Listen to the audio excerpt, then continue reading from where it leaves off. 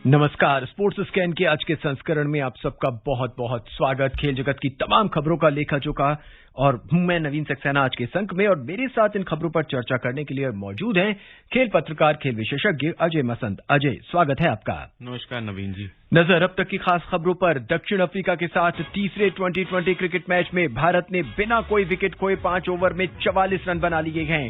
भारत ने Asia cup 2023 football के लिए क्वालिफाई कर लिया है।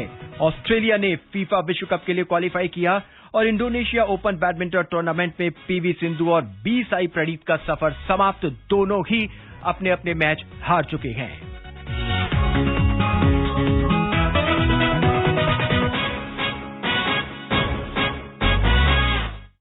विशाखापट्टनम में इस समय दक्षिण अफ्रीका और भारत के बीच तीसरा T20 क्रिकेट मैच चल रहा है। भारत ने 48 रन बोर्ड पर लगा दिए हैं। 5 ओवर हो चुके हैं और कोई भी विकेट भारत का नहीं गिरा है। दक्षिण अफ्रीका ने टॉस जीता है, पहले गेंदबाजी करने का फैसला किया है और भारत के लिए ये करो या मरो का मैच है, क्योंकि अगर भारत ये मैच हार जाता है तो श्रृंखला उसके हाथ से निकल जाएगी। और अजय, सबसे बड़ी बात यह है कि भारत ने आज भी वही टीम खिलाई है जिस टीम से भारत 2 मैच पहले हार चुका है। देखिए, पहला मैच जो भारत हारा था उसमें ऐसा कुछ नहीं है कि भारत की में कोई कमियां पेशी रही थी। बॉलर डेफिनेटली काफी रन दे चुके थे उस मैच में, दिया उन्होंने, जो पहला मैच दिल्ली में हुआ था फिरोजशाह कोटला पे। लेकिन उसके अलावा भारत के बल्लेबाजों ने बहुत ही अच्छा प्रदर्शन दिया था नवीन जी। जैसे ईशान किशन ने 76 रन मारे थे और अच्छी शुरुआत दिलाई थी। ऋतुराज गायकवाड़ ने भी 23 मारे थे। श्रेयस अय्यर ने भी तकरीबन 36 रन मारे थे। और एंड में आते आते हार्दिक पांड्या, ऋषभ पंत और इन सब ने अच्छे एंड देते हुए जो है 211 रन, जो एक बहुत बड़ा टोटल होता है 20 ओवर्स में खेलने के लिए, वो उन्होंने दिलाया था। लेकिन अब ये बात ये है कि जो जितने भी साउथ अफ्रीका के प्लेयर्स हैं, इतने सारे साउथ अफ्रीका, मुझे तो लगता है कि ऑस्ट्रेलिया के बाद, ऑस्ट्रेलिया से ज्यादा या कम थोड़े से, इतने ज्यादा साउथ अफ्रीका के प्लेयर्स आईपीएल में खेल रहे हैं। और जिसके चलते जैसे डेविड मिलर हो गए, रेसी वैन डूसन हो गए, ड्वेन प्रेटोरियस हो गए, टेम्बा बबूमा हो गए, क्विंटन डिकॉक हो गए, सारे के सारे ये प्लेयर्स जो है अभी रिसेंटली आईपीएल से निकल के आए। वही जज्बा है, वही माइंड उसी तरह से ट्यून्ड है, वही एंटीना बिल्कुल वैसे ही चल रहे हैं उनके। तो जिसके चलते जो है मैं ये कहूंगा कि बहुत ही ज्यादा एक्सपीरियंस है उनकी टीम में T20 खेलने का। पूरा 2 महीना उन्होंने खेला है। और इंडिया ने जो एक छोटी सी, या मैं कहूं बहुत बड़ी एक इशू जो मैं ढूंढ पा रहा हूं या मुझे समझ में आ रहा है, वो ये है कि जो इनके सीनियर प्लेयर्स थे जो आईपीएल में खेले थे, वो उनको रेस्ट कर दिया, जबकि साउथ अफ्रीका ने किसी को भी रेस्ट नहीं किया है। पूरी की पूरी टीम में कम से कम आधे से ज्यादा दर्जन जो प्लेयर हैं वो साउथ अफ्रीका के आईपीएल खेले हुए हैं और बहुत अच्छा प्रदर्शन दिया उन्होंने। अजय, टीम प्रबंधन ने कहा है कि सीनियर खिलाड़ियों को रेस्ट देके जूनियर खिलाड़ियों को आगे लाना चाहिए, लेकिन आज जब हम टीम देख रहे हैं जो प्लेइंग 11 है उसमें उमरान मलिक को एक बार फिर बाहर रखा गया है। जूनियर प्लेयर को लाना जरूर चाहिए, लेकिन जूनियर प्लेयर्स को लाइए भी तो। आपने टीम में उनको इंक्लूड जरूर कर लिया, स्क्वाड में ले आए, लेकिन अर्शदीप सिंह हो गया, उमरान मलिक हो गया, उसके अलावा जो है दीपक हुडा हो गए, बहुत बढ़िया ऑलराउंडर हैं। इन 3 प्लेयर्स को आपने 2 मैच, तीसरा मैच, क्या जब सीरीज हार जाएंगे उसके बाद उनको खिलाएंगे, तब क्या रहेगा?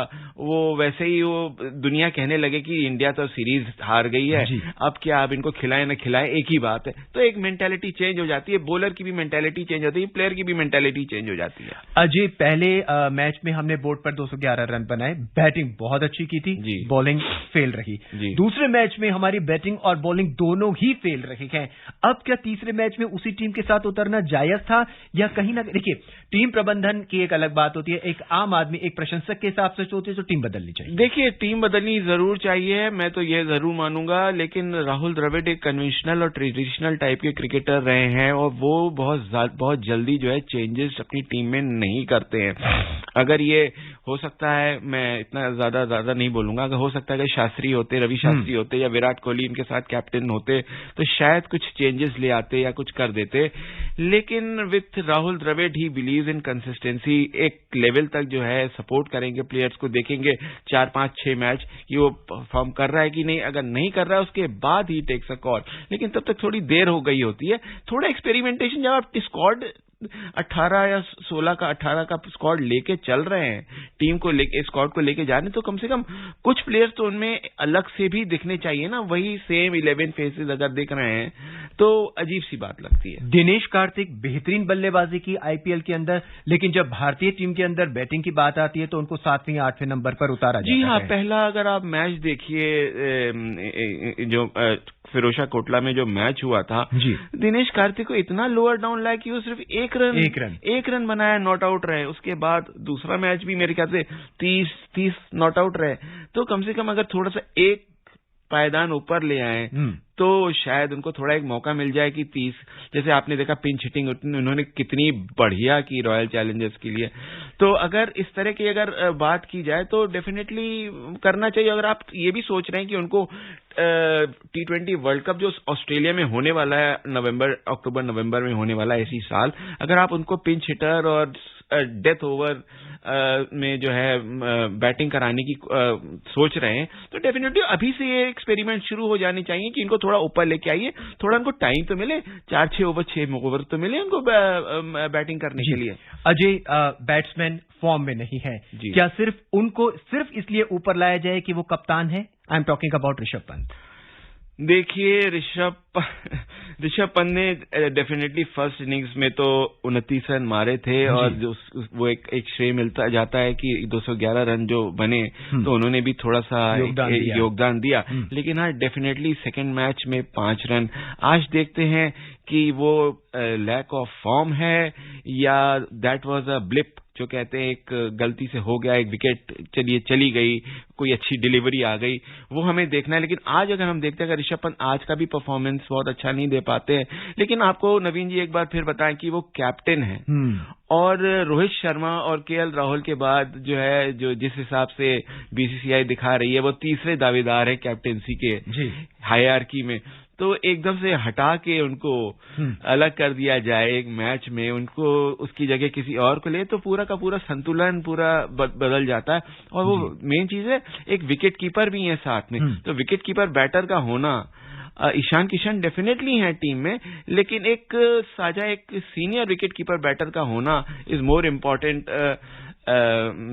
जरूरी रहता है। बहरहाल इस समय भारत बेहतरीन बल्लेबाजी कर रहा है। 6 ओवर हो चुके हैं, 57 रन बोर्ड पर लग चुके हैं। ऋतु गायकवाड़ 44 रन पर खेल रहे हैं और ईशान किशन 13 रन बनाकर खेल रहे हैं।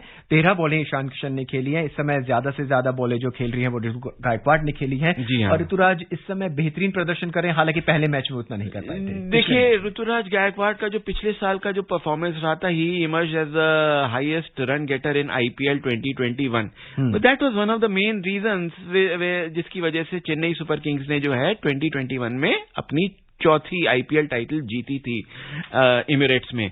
ऋतुराज गायकवाड़ का ही मेन जो परफॉर्मेंस जो डिप किया इस साल 2022 में, वो एक बहुत बड़ा कारण रहा जो चेन्नई सुपर किंग्स जो है उभर के नहीं आ पाई और अल्टीमेटली वो 9th फिनिश करी। लेटर स्टेजेस में ऋतुराज ने डेफिनेटली थोड़े बहुत अच्छे रन बनाए, लेकिन अगर वो शुरुआत से उसी तरह के अगर उसी लय में खेलते और वही जो पिछले साल जो है उन्होंने 2021 में खेल रहे थे 80, 90, 75, 70, तो मजा आ जाता। तो चेन्नई सुपर किंग्स को इस बार भी कोई रोक ना पाता। विशाखापत्तनम के बाद अब हम आपको सीधा लिए चलते हैं ट्रेंट ब्रिज, जिसमें आज इंग्लैंड और न्यूजीलैंड के बीच दूसरे टेस्ट मैच का अंतिम दिन का खेल हो रहा है। और खास बात यह है कि स्टेडियम में दर्शकों के लिए कोई टिकट नहीं रखी गई है और ये इसलिए है ताकि टेस्ट क्रिकेट की लोकप्रियता को बढ़ाया जा सके। लॉर्ड में पहले टेस्ट में टिकटों की बहुत ऊंची कीमत थी और दर्शक कम आए थे, इसलिए अब बिल्कुल फ्री रखा गया है ताकि ज्यादा से ज्यादा दर्शक आ सके। इस बीच इंग्लैंड ने अपनी दूसरी पारी में 3 विकेट, चौथा विकेट गिर चुका है। देखिए स्कोर बताते 4 विकेट गिर चुके हैं, 93 रन उनके बोर्ड पर लग चुके हैं, 206 रन की उनको अभी भी जरूरत है। न्यूजीलैंड की बात करें तो पहली पारी में 553, दूसरी पारी में 284 और इंग्लैंड ने 539 और 93 रन। बेहतरीन खेल। में हमें ये देखना है कि उसमें रूट अभी खेल रहे हैं, क्योंकि जब हम लोग स्टूडियो में आए थे तब तक हमें पता नहीं था कि जो रूट है कि नहीं है, खेल रहे थे कि नहीं खेले, तब तक वो कोई विकेट शायद डाउन नहीं हुआ था या एक आध विकेट डाउन हुआ था।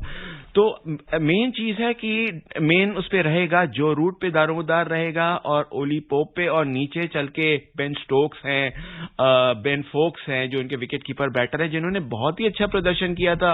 न्यूजीलैंड ने जब 553 रन बनाए थे अपनी पहली पारी में जो है। उसके बाद डेरिल मिचेल ने जो है इतने बढ़िया खेल खेला था, 190 रन बनाए थे। टॉम ब्लंडेल ने 106 मारे थे, जिसकी चलते 553 रन बना ले गई थी न्यूजीलैंड। पहला टेस्ट मैच हारने के बाद इतना मोटिवेशन आया, लेकिन इंग्लैंड ने under new coach Brendon McCullum and new captain Ben Stokes, उन्होंने भी बहुत ही अच्छा प्रदर्शन दिया बेन स्टोक्स ने। और ऑफ कोर्स जो रूट ने तो अपनी 27वां शतक लगाया इस मैच इस पहली इनिंग्स में। लेकिन अजय, जिस तरह की जो रूट की बहुत तारीफ हुई है, वो अपना विकेट गंवा चुके हैं, कॉटन बोल्ड हुए हैं। सिर्फ 4 बॉलें उन्होंने खेली थी और 3 ही रन बना। Very sad. तो ये तो फिर एक बहुत ही बड़ा झटका है। लेकिन अब ये देखना है कि बेन स्टोक्स जो है, जो इनके कैप्टन है, ऑलराउंडर हैं बहुत ही अच्छे, वो कैसी पारी खेलते हैं। पिछले फर्स्ट इनिंग्स में तो उन्होंने मेरे ख्याल से 46 रन मारे थे और फोक्स ने एक हाफ सेंचुरी मारी थी, 56 रन मेरे ख्याल से मारे थे फर्स्ट इनिंग्स में, जिसके चलते इंग्लैंड 539 रन बनाए थे 553 के रिप्लाई में। 14 रन कम थे, डेफिनेटली 14 रन कुछ भी नहीं होते। लेकिन जो आज जो रियर गार्ड एक्शन न्यूजीलैंड ने खेला है, 224 रन थे 7 विकेट पे, और 224 रन से लेके उन्होंने जो एक बहुत ही बढ़िया लीड दे दी, 299 तक रन ले गए। उनके जो टेल एंडर्स खेल गए, वो एक मेरे ख्याल से मेंटली उनके इंग्लैंड के ऊपर एक प्रेशर, एक दबाव आ गया होगा कि अब आखिरी दिन पे हमें 300 रन बनाने हैं। 300 रन बहुत होते हैं एक दिन में बनाने के लिए। उसके अलावा 5वें दिन की जो विकेट है थोड़ी भी डिटोरिएट तो करती है, चाहे इंग्लैंड में ज्यादा विकेट डिटोरिएट नहीं करती, सीमिंग पिचेस होती हैं। और उसके अलावा न्यूजीलैंड के चाहे जेमी, जो उनके जो टॉप के जो बॉलर हैं, वो उनको इंजरी भी हो गई हो, लेकिन उसके अलावा भी उनके पास बहुत ही अच्छे अच्छे प्लेयर्स हैं जो बॉलर्स अच्छा परफॉर्म कर सकते हैं और विकेट ले सकते हैं। अजय, नॉटिंघम का ये मैच बहुत ही रोमांचक रहा। लगभग 1300 रन बने हैं और विकेट भी गिरे हैं। इतने रोमांचक मैच को देखने के लिए कि भी अगर दर्शक कम आते हैं तो कहां कहीं चूक हो रही। देखिए, दर्शक कम नहीं आ रहे हैं, ऐसा कुछ भी नहीं है। ये ट्रेंड एक ट्रेडिशन होता है कि एक जैसे अगर एक स्टेडियम है, देख रहा है कि थोड़े बहुत अगर स्टेडियम में सीट्स खाली हैं और जो है तो टेस्ट की रोमांचकता, टेस्ट को देखने लोग आए, तो अगर उसमें टिकट्स फ्री कर देते हैं उस पर्टिकुलर डे के दिन, final day, it's a very good advertisement for test cricket. कि इतने जैसे ही उन्होंने खोला अपना दरवाजे, टिकट्स फ्री कर दी, तो देखिए भरपूर क्राउड आ गया, पूरा स्टेडियम भर गया और उन्होंने कहा कि अब टिकट सब खत्म हो चुके हैं। तो डेफिनेटली बहुत ही अच्छी बात है। ऐसा नहीं है कि स्पेक्टेटर्स कम आ रहे हैं, टिकट्स बहुत महंगी हैं जिसकी वजह से स्पेक्टेटर्स नहीं जा पा रहे हैं। और अब हम आपको सीधा श्रीलंका लिया चलते हैं। श्रीलंका ने ऑस्ट्रेलिया को पहले एक दिवसीय अंतर्राष्ट्रीय क्रिकेट मैच में जीत के लिए 301 रन का लक्ष्य दिया है। जवाब में ऑस्ट्रेलिया ने 1 विकेट के नुकसान पर 59 रन बना लिए हैं। 10 ओवर हो चुके हैं। श्रीलंका ने टॉस जीता, पहले बल्लेबाजी की और 7 विकेट खोकर 300 रन बनाए। जबरदस्त बैटिंग ऑस्ट्रेलिया के खिलाफ। जी हाँ, जो पहले 2 T20 आईज ऑस्ट्रेलिया ने जीते, उसके बाद द वे श्रीलंका होस्ट जो है, उन्होंने the way they came back and one the match, मतलब फ्रॉम अ लूजिंग सिचुएशन, वो बहुत ही काबिले तारीफ था। उसके अलावा उससे एक उनको मोटिवेशन मिला है और ओडीआई सीरीज में ये लौट के आए। लेकिन हमें ये भी चीज देखनी पड़ेगी नवीन जी की ऑस्ट्रेलिया की जो टीम है, उनको कितने सारे उनके प्लेयर्स, फास्ट बॉलर्स स्पेशली, कितने सारे वापस चले गए हैं या कितने सारे बॉलर्स को इंजरी हुई पड़ी है। 4 प्लेयर्स उनके मिसिंग हैं जो उनके की बॉलर हैं। मिचेल स्टार्क नहीं खेल पा रहे क्योंकि उनको फिंगर में बहुत बड़ी सीवियर इंजरी हुई है। उसके अलावा जो है कैमरून ग्रीन को वो पूरी तरह से खिला नहीं पा रहे हैं क्योंकि वो पूरी तरह से टेस्ट के लिए भी तैयार नहीं है, ओनली एज अ बैटर उनको यूज करा जा रहा है। उसके अलावा जो है उनके एक और प्लेयर मिचेल मार्श इंजर्ड है, उनको काफ इंजरी है। और एक और उनके जो प्लेयर हैं वो भी इंजर्ड होके वो वापस घर चले गए। उसके अलावा केन रिचर्डसन है, उनको भी हैमस्ट्रिंग इंजरी हुई, वो भी चले गए। तो देखिए 5 प्लेयर, 5 खिलाड़ी जिनमें से 4 टॉप के बॉलर हैं, वो अगर चले जाएं वापस तो क्या रह जाता है? तो रह गए जॉश हेजलवुड, पैट कमिंस, ये 2 बॉलर, और उनके पास और रिजर्व अभी बचे नहीं है वहां के लिए। उसके आगे आप देखिए 5 ओडीआईज खेलनी है, उसके बाद उनको 2 टेस्ट भी खेलने हैं, तो उसके लिए भी कंजर्व करना है। तो धीरे धीरे जितना है उसी में उनको गुजारा करना है। क्रिकेट के बाद बात फुटबॉल की। भारत ने एशिया कप 2023 फुटबॉल टूर्नामेंट के लिए क्वालिफाई कर लिया है। क्वालिफायर्स के अंतिम मुकाबले में आज रात 8:30 बजे कोलकाता के सॉल्ट लेक स्टेडियम में भारत का मुकाबला हांगकांग से होगा। लेकिन उससे पहले सुनते हैं भारत के अब तक के सफर पे ये रिपोर्ट अलका से। भारत को एशिया कप 2023 फुटबॉल टूर्नामेंट का टिकट मिल गया है। एशिया कप का आयोजन अगले साल 16 जून से 16 जुलाई के बीच चीन में होगा। भारत को क्वालिफायर्स मुकाबले में आज फिलिस्तीन की जीत से फायदा मिला। ग्रुप बी में अपने आखिरी मुकाबले में जैसे ही फिलिस्तीन ने फिलीपींस को 4-0 से पराजित किया, वैसे ही भारत ने एशिया कप 2023 के लिए क्वालिफाई कर लिया। भारत ने 5वीं बार इस प्रतियोगिता के लिए क्वालिफाई किया है। भारतीय टीम ने अपने सफर का आगाज कंबोडिया पर 2-0 की जीत के साथ किया था। भारतीय टीम ने अपने दूसरे मुकाबले में अफगानिस्तान को 2-1 से हराया था। भारतीय टीम पॉइंट टेबल में फिलीपींस से 2 अंकों की बढ़त पर है।